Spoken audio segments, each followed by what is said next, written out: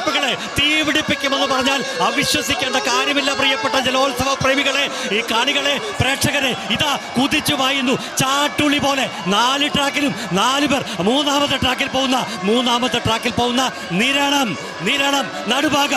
നടുഭാഗമാണ് മുന്നിൽ. മൂന്നാമത്തെ ട്രാക്കിലെ നടുഭാഗമാണ് മുന്നിൽ നിന്നാണ് ഈ കാഴ്ചയിൽ മനസ്സിലാവുന്നത്. പക്ഷേ ഏത് നിമിഷം വേണമെങ്കിലും മാറി മറിയാം. ഇത് ആത്യന്തിക ഫൈനൽ.